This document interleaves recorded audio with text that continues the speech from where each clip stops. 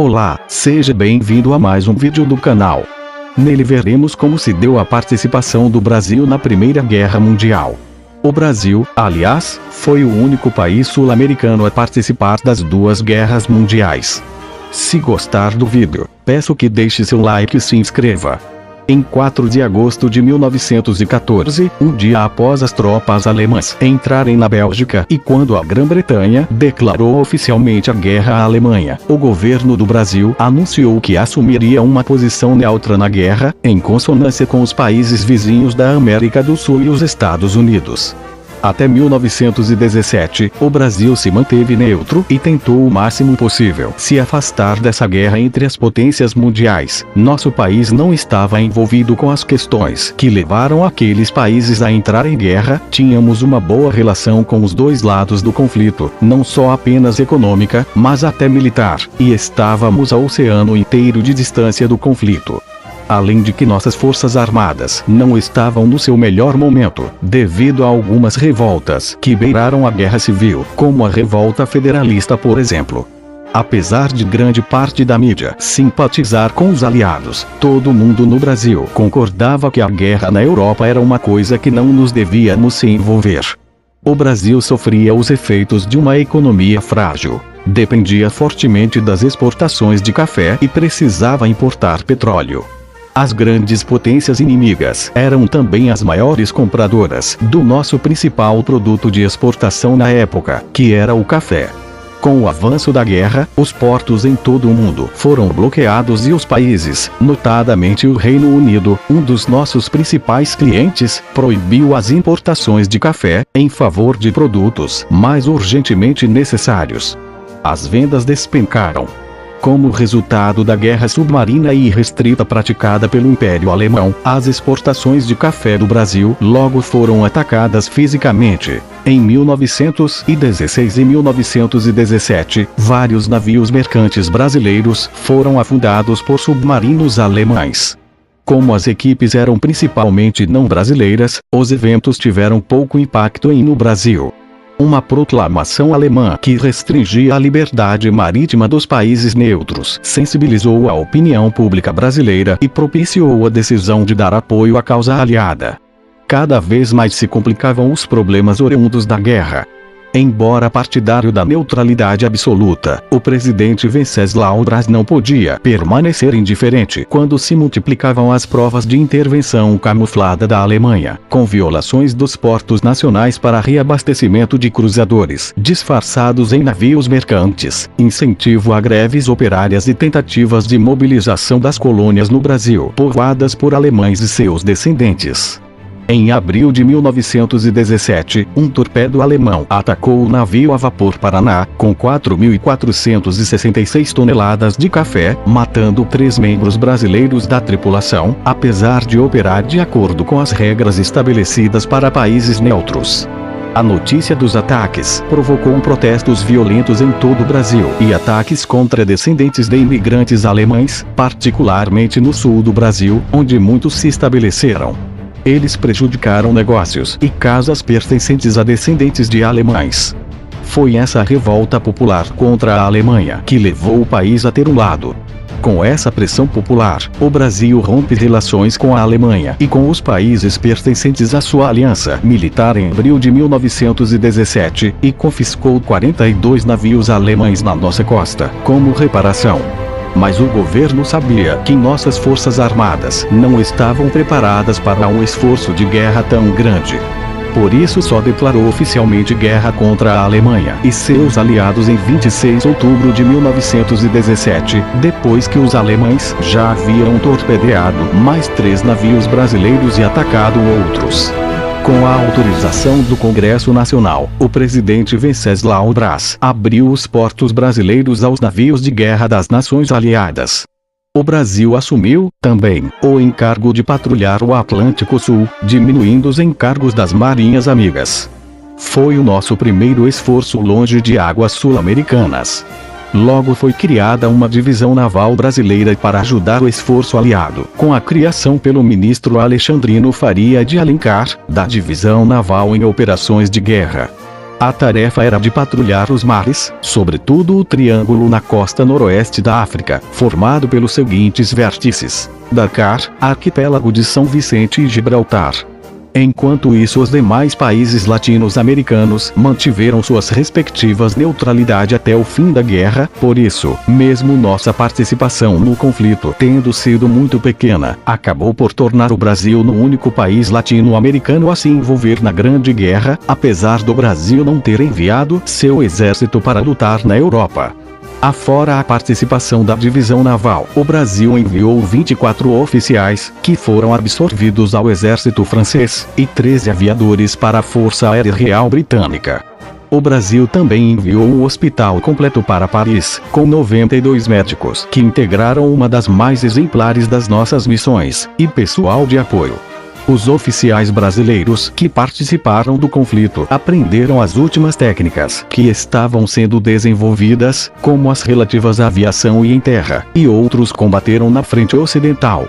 Um terço dos oficiais enviados foram promovidos por atos de bravura em ação. Dentre eles estavam o então Tenente José Pessoa Cavalcante de Albuquerque, que ao longo da carreira se firmaria como um importante ideólogo e reformador do Exército Brasileiro, e o Major Tertuliano Potiguará, ferido na última batalha do Canal de São Quentin durante a ofensiva Meuse-Argonne. O caso mais importante e famoso foi de José Pessoa Cavalcante de Albuquerque, que comandou pelotões de cavalaria francesa de 3 regimentos diferentes, sendo que pelo menos em um dos casos, ele comandou uma pequena unidade de regimento de dragões, equipados com tanques Renault FT-17. A experiência adquirida com esses carros de combate e o papel deles no conflito fez com que o exército comprasse o primeiro material blindado do país, uma companhia de 12 carros Renault FT-17, que seria comandada por Albuquerque. A experiência dele com os carros permitiu também que eles fossem adaptados para o Brasil, corrigindo-se uma série de pequenos defeitos de projeto. Por essas razões, o general Albuquerque é conhecido como o pai da Força Blindada Brasileira. A principal contribuição brasileira no esforço de guerra se deu com sua esquadra naval, que basicamente patrulhou o Oceano Atlântico. Participaram desse trabalho os cruzadores Rio Grande do Sul e Bahia, os contratorpedeiros Piauí, Rio Grande do Norte, Paraíba e Santa Catarina, o tender Belmonte e o rebocador Laurindo Pita. Entre oficiais e praças, totalizavam 1.515 homens, embarcados pelo sistema de voluntariado. Na costa africana ocorreu um fato inusitado. Em uma das faínas de abastecimento, uma das bombas de profundidade, que eram usadas para destruir os submarinos alemães, desprendeu-se da polpa da embarcação Paraíba, caindo ao mar. Com rapidez, o cabo José de Souza Oliveira atirou-se à água, conseguiu alcançar e segurar a bomba, impedindo que ela chegasse ao fundo e explodisse, o que danificaria o navio e mataria todos ali. Durante essa estadia em Freetown, os brasileiros começaram a contrair o vírus da gripe espanhola, moléstia ainda desconhecida no Brasil e que vitimava os nativos. A gripe espanhola vitimou muitos marinheiros brasileiros, ao todo 464 deles morreram por causa da gripe espanhola. Na noite de 25 para 26 de agosto de 1918, a esquadra brasileira estava prestes a aportar a Dakar, quando torpedos provenientes de um submarino inimigo passaram por entre a formação dos navios brasileiros. Estas embarcações, assim que o avistaram o submarino em fase de submersão, lançaram bombas de profundidade. O almirantado britânico homologou a perda inimiga, creditando aos brasileiros. Devido a disputas entre os comandos navais francês, americano e italiano, sobre qual deles teria primazia em contar com o reforço da esquadra brasileira, sem que o comando britânico se decidisse por apoiar uma das partes, a principal missão da Divisão Naval de Operações de Guerra nunca ficou definida com clareza.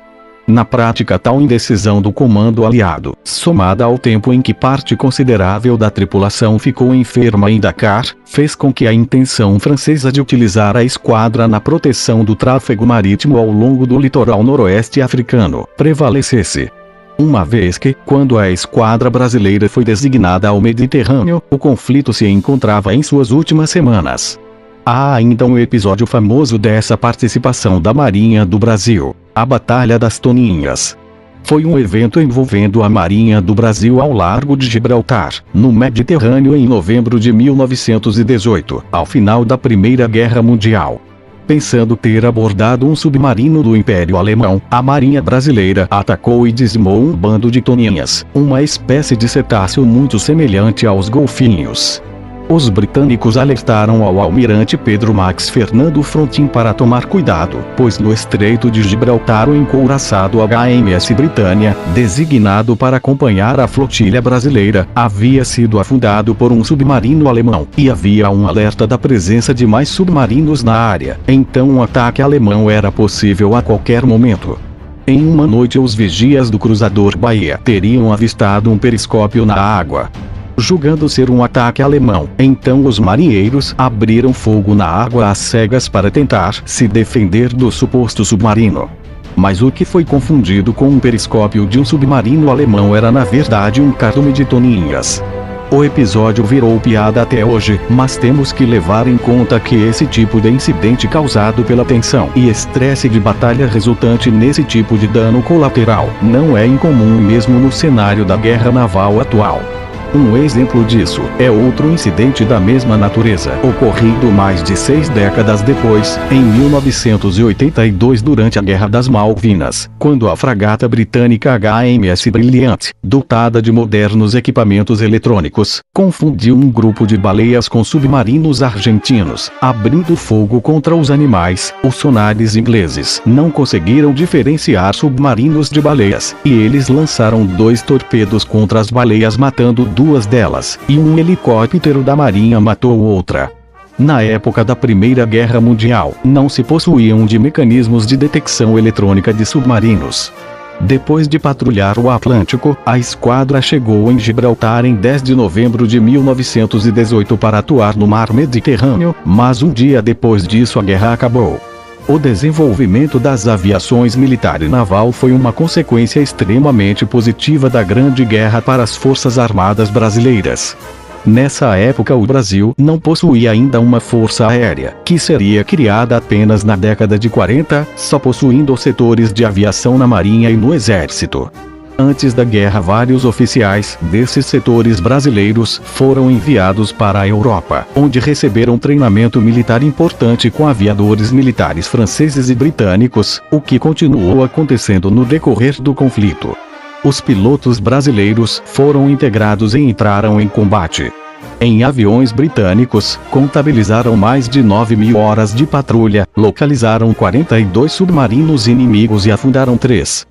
Mesmo após o armistício que pôs fim ao conflito, assinado em novembro de 1918, os aviadores baseados em Catevater continuaram os voos de patrulha, com o objetivo de localizar e destruir as minas magnéticas lançadas aos milhares pelos alemães durante a guerra para bloquear os portos da Inglaterra.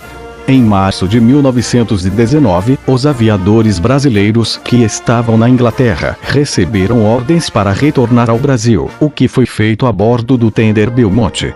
Terminava, dessa forma, a contribuição da incipiente aviação brasileira na guerra, que embora modesta, trouxe valiosos ensinamentos para a consolidação da arte de voar nas Forças Armadas brasileiras. Esses são os dados oficiais da nossa operação de guerra. Mas outros brasileiros se alistaram como voluntários nos exércitos das potências em conflito. A história desses voluntários brasileiros que se alistaram, lutaram e perderam suas vidas no conflito ainda é pouco conhecida. Mas sabe-se que pelo ao menos 81 brasileiros se alistaram na Legião Francesa e lutaram na Europa.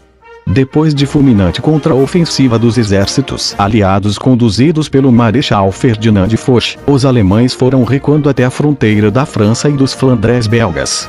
A Alemanha, que enfrentava sérias crises internas, teve de render-se e assinar o armistício a 11 de novembro de 1918. O Brasil deu sua pequena parcela de contribuição à vitória na guerra, e graças a isso conseguiu assento na Conferência de Paz de Paris, que deu origem ao Tratado de Versalhes, obtendo assim sua parte nas reparações de guerra que a Alemanha teve de pagar, conseguindo desse país o pagamento com juros do café perdido com os navios naufragados, além de mais de 70 navios dos impérios centrais, a maioria alemã, que haviam sido apreendidos em águas brasileiras quando da declaração de guerra guerra e que foram incorporados à frota brasileira a preços simbólicos. Muito obrigado por assistir o vídeo. Se gostou, deixe seu like. Se quiser, inscreva-se no canal. Até a próxima.